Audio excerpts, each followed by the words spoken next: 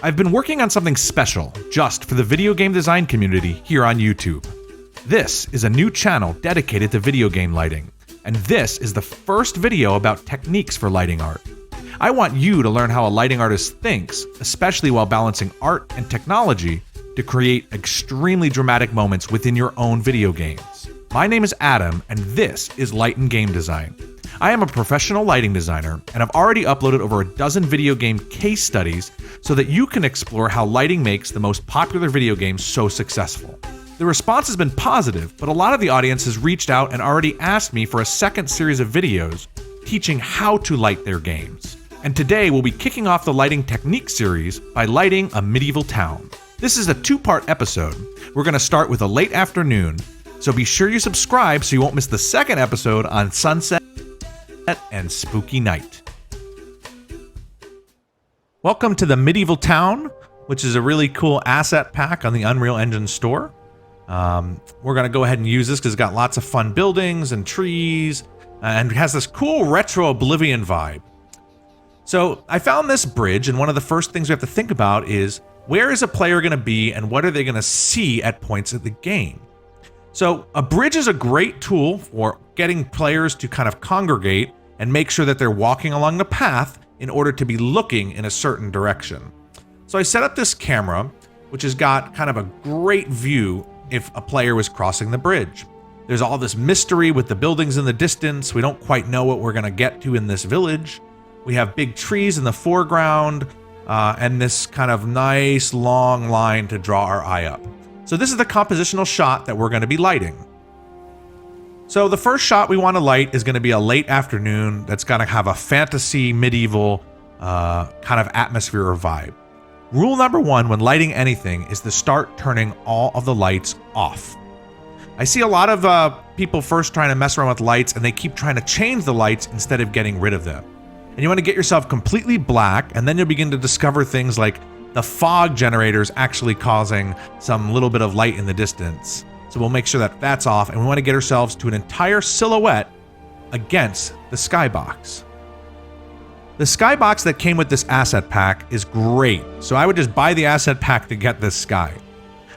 So first things first, we're going to have a fantasy sky, so I think the colors want to be a bit richer. So I'm going to come down to this nice rich blue there.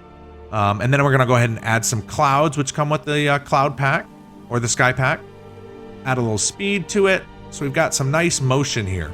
So we've got the sun in the distance, a blue sky, and clouds in the foreground. So there's some depth here that we've just created, but I think we're missing the middle ground out here. It's all a little flat.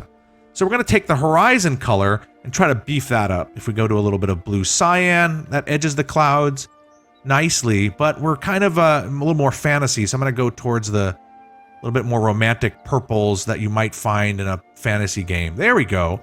So now I've got blue into a purple gradient, and that purple gradient is cutting out this clouds really nicely to accentuate the movement.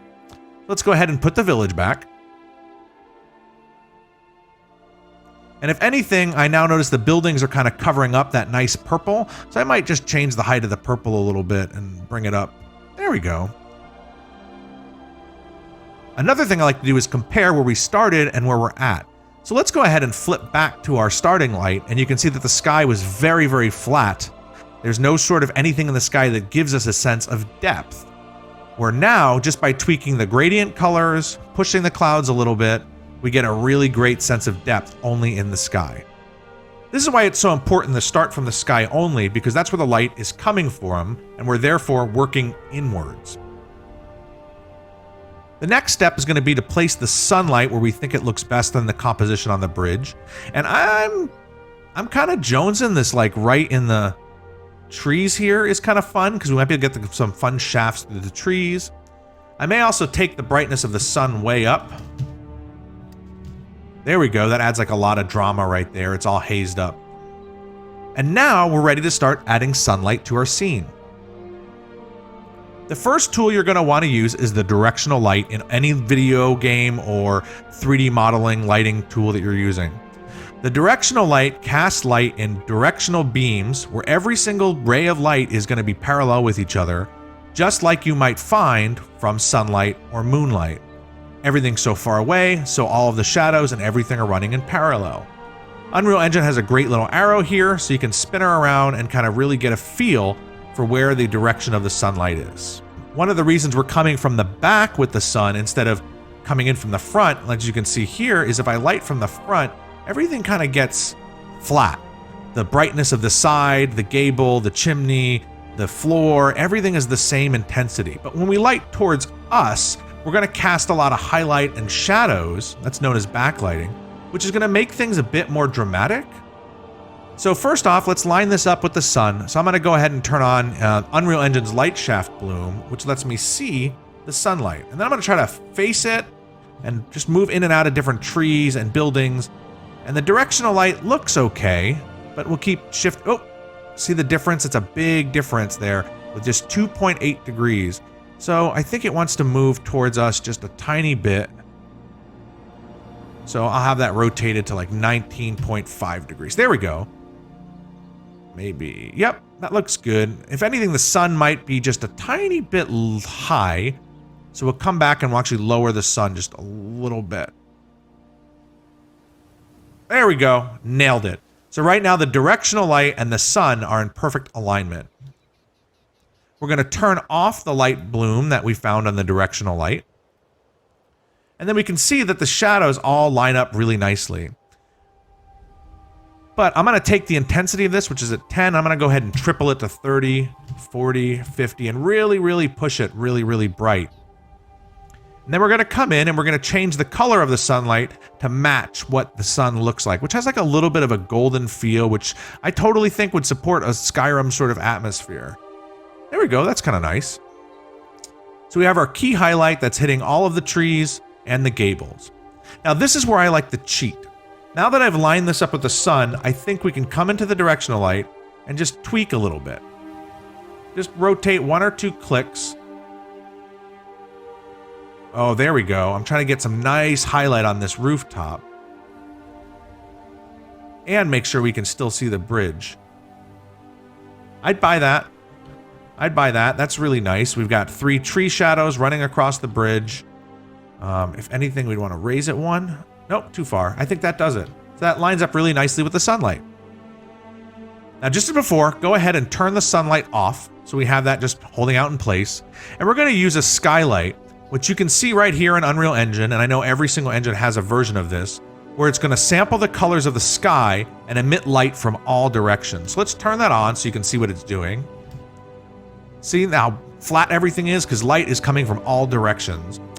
Now the skylight's going to match the color of the sky, which is this deep blue. So just trust me here, and we're going to do something crazy. And we're going to take this blue, and we're going to make the skylight very saturate and try to match the blue sky as close as we can. Got it? Then we're going to go ahead and we're going to turn the skylight off and go back to black again. So we can turn on our sunlight. Then we can come back to our skylight and start turning it on a little bit at a time. So we'll start with a 1. We'll go to a 2. And now you can see what's interesting is we have blue light everywhere that's filling the shadows. That's known as the shadow fill, versus the key light, which is carving the buildings out from the sky really nicely. Now this is where I get tricky. We can go ahead and take this blue light and desaturate it way down, and I think it would be some pretty acceptable lighting for a video game. See?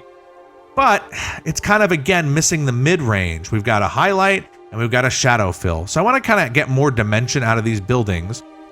And we'll take that saturation all the way up. And then we're going to grab our directional light, but we're going to make an exact copy of it. And in this exact copy, we're going to turn its brightness way down. And then we're going to turn off its shadows. So right now, if I leave the shadows on for this secondary light, you would end up, see this, with sort of weird shadowing, double shadowing, because there's 2 sources of light. So what we want to do is just turn off the shadows on that source of light only. Now you can see that the shadows just got thinner because our second source of light is thinning out the shadows at the same time. And then I'm just going to cheat a little bit and just rotate this light. Oh, there we go, until I get a nice little soft side light on the buildings. See it right there and there?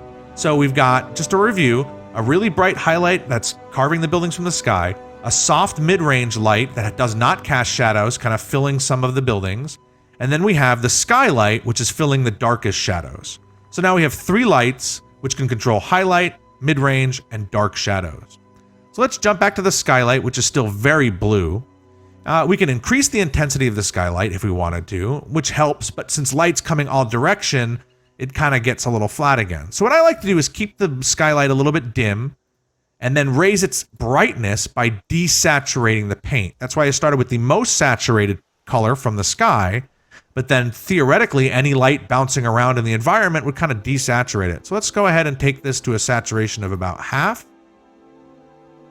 Come down a little further. Now it's a little too pale.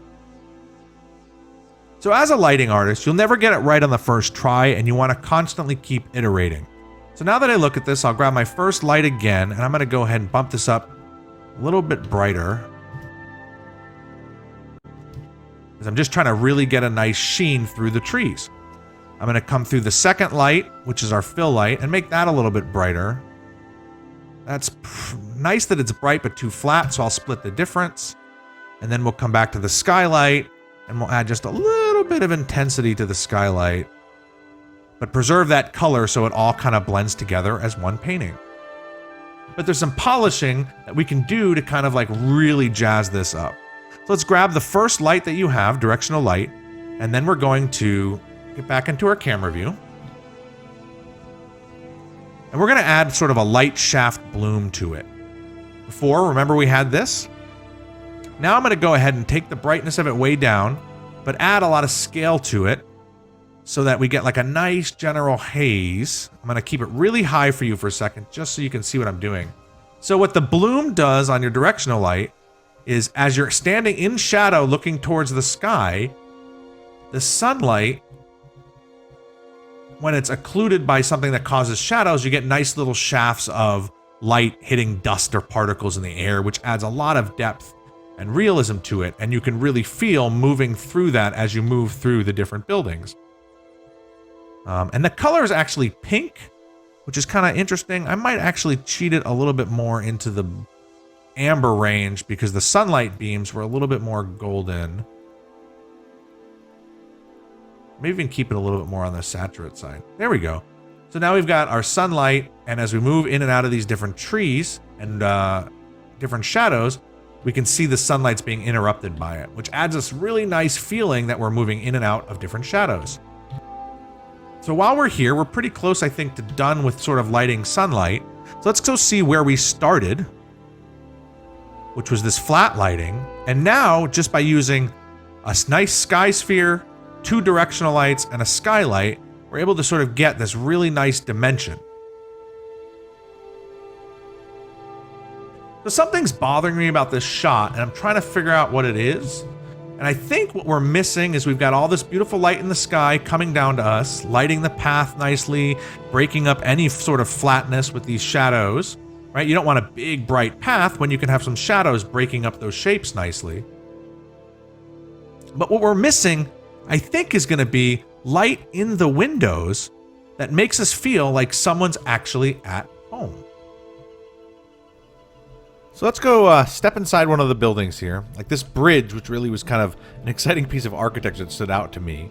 And I'm going to grab what is known as the rectangle light. For those of you theater kids, you'll know this as a Fresnel light. And I'll turn it way up so we can say, whoa, that's really bright.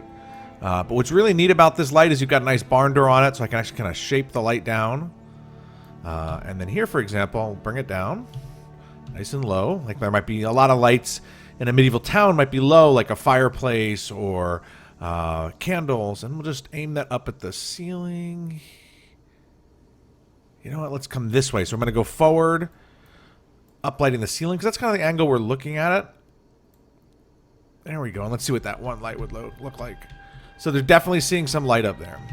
So another trick I used to like to do is like, let's make this a really bright green for a second. And then now you can really see what that light is exactly doing. So don't be afraid with lighting to just kind of like go crazy sometimes. When it has, you know, a default intensity of 10, make it a default intensity of 10,000 and see what it does. Obviously, most of the time that wouldn't be good.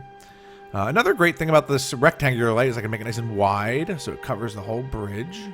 Let's come back out. There we go. So I see my spooky green light. So let's go ahead and we're going to try to find a color that would stand out. I think it wants to stand out, but yet belong in the whole picture. So let's grab that rectangular light again, and let's make that something that... I'm trying to find like a nice firelight. Oh, yeah, this is really bright. So let's take the intensity down. Okay, let's go try to find it. There, now I'm kind of seeing a little bit better color. It's kind of nice because it's got like a golden color feel, but one that's different than the sunlight rays, so it kind of stands out. Yeah, that's really nice. Really, really nice. And nice that it's got windows on both sides, so you're able to get like that bonus sky through it and kind of get all the depth of it being a real piece of scenery. So let me go ahead and light all these windows for you guys.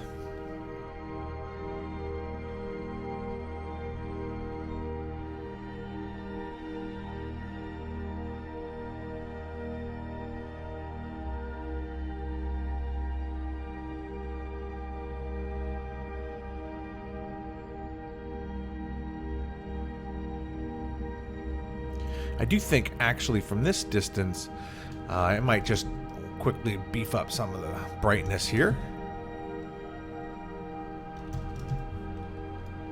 Awesome.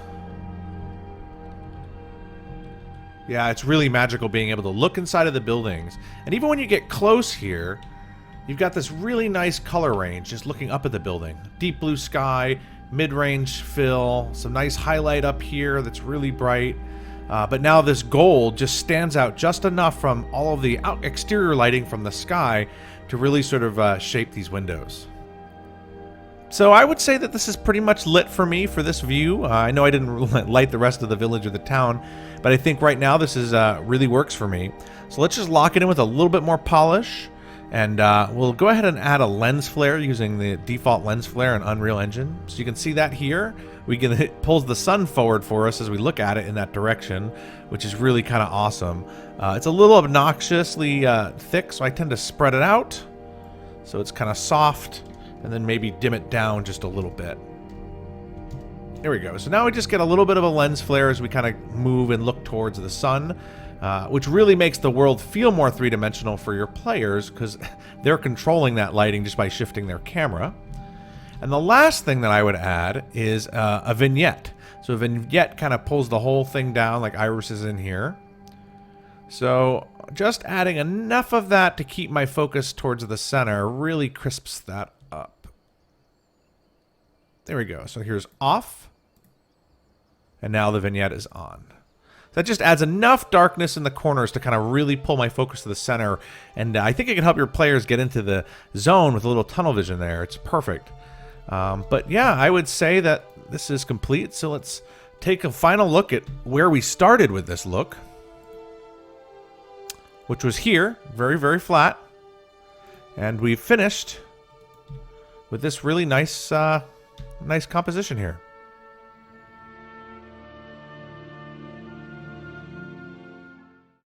For the second part of the video, check the description below for the link to it. And I hope you guys enjoy the lighting techniques video, and I'd like to hear feedback from you about it. But don't worry, I'll still be doing the case study game videos that you love so much.